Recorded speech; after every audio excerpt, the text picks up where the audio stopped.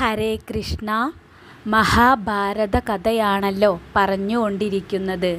ഹസ്തിനാപുരിയിലെ ജനമേജയ രാജാവ് തൻ്റെ പൂർവികരുടെ കഥ ചോദിച്ചതനുസരിച്ച് വ്യാസമഹർഷിയുടെ പ്രിയ ശിഷ്യനായ വൈശമ്പായന മഹർഷിയാണ് ജനമേജയ രാജർഷിക്ക് മഹാഭാരത കഥ പറഞ്ഞുകൊടുക്കുന്നത്. ഹസ്തിനാപുരിയിലെ ഏറ്റവും പ്രിയ രാജർഷിയായ ശാന്തനു മഹാരാജാവ് മുക്കുവ സ്ത്രീയായ സത്യവതിയെ വിവാഹം കഴിച്ചു. അവരങ്ങനെ സന്തോഷമായിട്ട് ഹസ്തിനാപുരിയിൽ കഴിയവേ സത്യവതി ചിത്രാംഗദൻ എന്ന പുത്രനെ പ്രസവിച്ചു. അവൻ വീരനും പുരുഷർഷഭനും ആയി വളർന്നു. വീണ്ടും സത്യവതി ഗർഭം ധരിക്കുകയും വിചിത്രവീര്യൻ എന്ന പുത്രനെ പ്രസവിക്കുകയും ചെയ്തു. പക്ഷെ അവന് യൗവനകാലമാകുന്നതിനു മുമ്പ് തന്നെ ശാന്തനു മഹാരാജാവ് സ്വർഗലോകം പ്രാപിച്ചു. അച്ഛൻ മരിച്ചപ്പോൾ ഭീഷ്മ പിതാമഹൻ സത്യവതിയുമായി കൂടിയാലോചിച്ച് ചിത്രാംഗദനെ രാജാവാക്കി. ചിത്രാംഗദൻ വീരനായിരുന്നു. അവൻ ശൗര്യം കൊണ്ട് രാജാക്കന്മാരെ തോൽപ്പിച്ച് കീഴടക്കി. മനുഷ്യരാരും തനിക്ക് കിടനിൽക്കുകയില്ലെന്ന് അവൻ ചിന്തിച്ചു. മനുഷ്യദേവഗന്ധർവന്മാരെയെല്ലാം പരാജിതമാക്കിയിരിക്കെ അങ്ങനെ ചിത്രാംഗദൻ എന്നു തന്നെ പേരുള്ള ഒരു ഗന്ധർവൻ അവനോട് പോരിന് വന്നു. അതിഭയങ്കരമായൊരു പോരാട്ടം തന്നെയായിരുന്നു അത്. ബലം കൊണ്ടും അഭ്യാസം കൊണ്ടും നാമം കൊണ്ടും സമന്മാരായ അവർ തമ്മിൽ സരസ്വതീ തീരത്ത് വെച്ച് 3 വർഷമാണ് യുദ്ധം നടത്തിയത്. വലിയ ശരവർഷത്തോടു കൂടിയ ആ അത്യുഗ്രമായ യുദ്ധത്തിൽ മായാവിയായ ഗന്ധർവനാൽ കുരുരാജാവായ ചിത്രാംഗദൻ വധിക്കപ്പെട്ടു. ചിത്രാംഗദനെ കൊന്നു തള്ളിയ ശേഷം അവൻ വീണ്ടും ആകാശത്തിലേക്ക് ഉയർന്നുപോയി. മഹാതേജസ്വിയായ ആ ചിത്രാംഗദൻ മരിക്കുന്ന കാലത്ത് അനുജനായ വിചിത്രവീര്യൻ ബാലനായിരുന്നു. ചിത്രാംഗദൻ്റെ ശേഷക്രിയയ്ക്കു ശേഷം ഭീഷ്മർ ചിത്രവീര്യനെ യൗവനം പ്രാപിച്ചിട്ടില്ലെങ്കിലും രാജാവായി വാഴിച്ചു. വിചിത്രവീര്യൻ ഭീഷ്മന്റെ ചൊൽപ്പടിക്കു നിന്ന് രാജ്യം ഭരിച്ചു.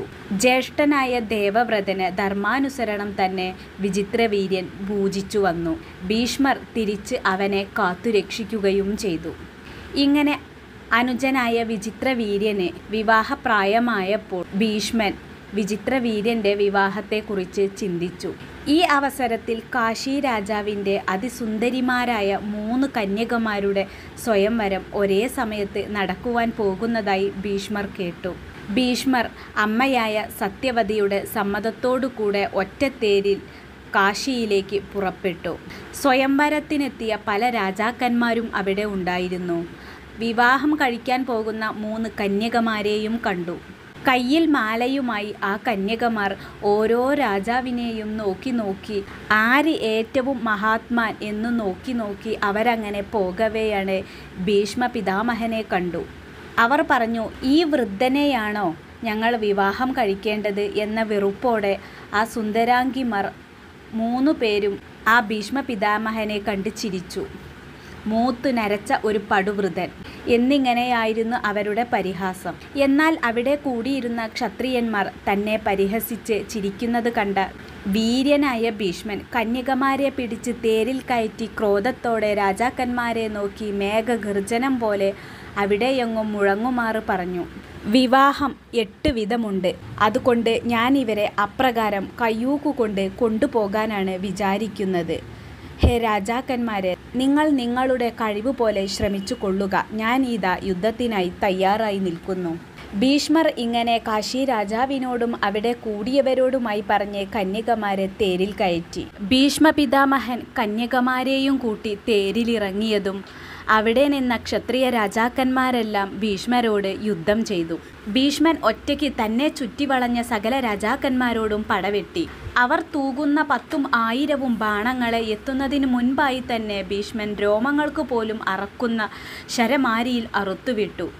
ആ രാജാക്കന്മാർ ഭീഷ്മ പിതാമഹനെയും വിട്ടില്ല.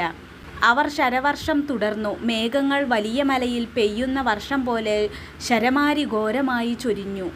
അവർ ഭീഷ്മന്റെ ദേഹത്തിൽ 5 ശരങ്ങൾ വരെ പൊഴിച്ചു. ഭീഷ്മർ അവരുടെ ചട്ടയും കിരീടവും 10ഉം 100ഉമായി അരിഞ്ഞു വീഴ്ത്തി. അവിടെ അതൊരു ദേവാസുര യുദ്ധം പോലെ തന്നെ നടന്നു.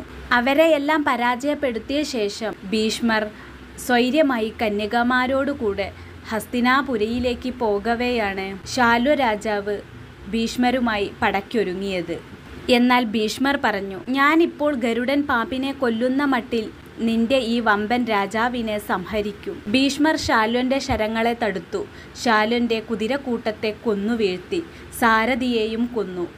അസ്ത്രം കൊണ്ട് ശാല്വൻ എയ്യുന്ന അസ്ത്രത്തെയും നശിപ്പിച്ചു. ഐന്ദ്രാസ്ത്രം കൊണ്ട് അവൻ മറ്റു കുതിരകളെയും കൊന്നു. കന്യാർത്ഥമായി ഇങ്ങനെ പോരാടി ശാല്വനെ പരാജിതനാക്കി കൊല്ലാതെ വിട്ടു ഭീഷ്മർ. ശാല്വൻ ലജ്ജിച്ച് സ്വനഗരിയിലേക്ക് തിരിച്ച് നാട്ടിൽ ചെന്ന് ധർമ്മപ്രകാരം തൻ്റെ നാട് സംരക്ഷിക്കുന്നതിൽ ജാഗരൂകനായി ശാല്വൻ. സ്വയംവരത്തിനായി വന്ന മറ്റ് രാജാക്കന്മാരും തങ്ങളുടെ കൊട്ടാരത്തിലേക്ക് തന്നെ മടങ്ങിപ്പോയി. ഇങ്ങനെ 3 കന്യകമാരെയും കൊണ്ട് ഭീഷ്മൻ ഹസ്തിനാപുരത്തേക്ക് വിചിത്രവീര്യൻ ഭരിക്കുന്ന സ്വനഗരിയിലേക്ക് രഥമോടിച്ച് എത്തി. ഭീഷ്മൻ തൻ്റെ അനുജത്തിമാരെ പോലെയോ പുത്രിമാരെ പോലെയോ ആ കന്യകമാരെ കൊണ്ടുവന്ന് അനുജനായ വിചിത്രവീര്യന് ദാനം ചെയ്തു. അമ്മയായ സത്യവതിയുമായി കൂടിയാലോചിച്ച് അങ്ങനെ വിചിത്രവീര്യൻ്റെ വിവാഹത്തിന് ഒരുങ്ങി. അവരെ 3 പേരെയും വിചിത്രവീര്യനെ കൊണ്ട് വിവാഹം കഴിപ്പിക്കാൻ ഒരുങ്ങവേ കാശി രാജപുത്രിമാരിൽ മൂത്തവളായ അംബ പറഞ്ഞു, ഹേ രാജാവേ, സൗഭപതിയായ ശാല്വനെ മുമ്പേ തന്നെ വരിച്ചു കഴിഞ്ഞതാണ്. അവൻ എന്നെയും വരിച്ചു കഴിഞ്ഞിരിക്കുന്നു. അച്ഛനത് ഇഷ്ടവുമായിരുന്നു. ഭവാൻ ഞങ്ങളെ ബലത്താൽ കൊണ്ടുപോന്നില്ലെങ്കിൽ സ്വയംവരത്തിൽ വെച്ച് തന്നെ ഞാൻ ശാല്വനെ വിവാഹം കഴിച്ചേനെ. ഹേ ധർമ്മജ്ഞ, ഭവാൻ ധർമ്മത്തോടു കൂടെ ചിന്തിച്ച് ഈ കാര്യത്തിലൊരു തീരുമാനമെടുത്താലും. ഇത് കേട്ടതോടെ ഭീഷ്മർ ധർമ്മം നിലനിർത്തി മൂത്ത മകളായ അംബയെ അവളുടെ ഇഷ്ടത്തിന് പോകുവാൻ സമ്മതിച്ചു. അംബികയെയും അംബാലികയെയും വിധിപ്രകാരം വിചിത്രവീര്യനെ കൊണ്ട് വിവാഹം കഴിപ്പിച്ചു. വിചിത്രവീര്യനും തൻ്റെ ഭാര്യമാരും സന്തോഷത്തോടു കൂടെ അങ്ങനെ കഴിയവേ വിചിത്രവീര്യൻ ആ സുന്ദരിമാരുടെ ചിത്തമോഹനമായി ഭവിച്ചു. അങ്ങനെ 7 വർഷം കഴിയവേ വിചിത്രവീര്യൻ ക്ഷയരോഗത്താൽ പീഡിതനായി. ഈ രോഗാവസ്ഥയിൽ വിചിത്രവീര്യൻ പെട്ടതറിഞ്ഞ് ബന്ധുജനങ്ങൾ വൈദ്യന്മാരെ വരുത്തി ചികിത്സിപ്പിച്ചു. ഫലമുണ്ടായില്ല. അവർ നോക്കി നിൽക്കെ സൂര്യൻ അസ്തമിക്കുന്നതുപോലെ വിചിത്രവീര്യൻ സൂര്യൻ്റെ ലോകത്തേക്ക് യാത്രയായി. ധർമ്മിഷ്ഠനായ ഭീഷ്മർ ആലോചിച്ചു, തൻ്റെ വംശം ഇതോടെ അനാഥമായിരിക്കുന്നു. വിചിത്രവീര്യൻ്റെ മരണത്തോടെ ഇനി ഒരു പുത്രൻ ഈ ഹസ്തിനാപുരിയിൽ ഇല്ലാതായിരിക്കുന്നു. ഇനി എന്ത് ചെയ്യണമെന്നറിയാത്ത മട്ടിലായി. വിചിത്രവീര്യൻ്റെ മരണാന്തര കർമ്മങ്ങളെല്ലാം ചെയ്യിച്ചു ഭീഷ്മ പിതാമഹൻ. ഇനി എന്താണ് ചെയ്യേണ്ടതെന്ന് അമ്മയായ സത്യവതിയുടെ ആശയം അനുസരിച്ച് ബ്രഹ്മർഷിമാരോടുകൂടെ ഭീഷ്മ പിതാമഹൻ കുരുജനങ്ങളുമായി ആലോചിച്ച് ഇരുന്നു. ഹരേ കൃഷ്ണ.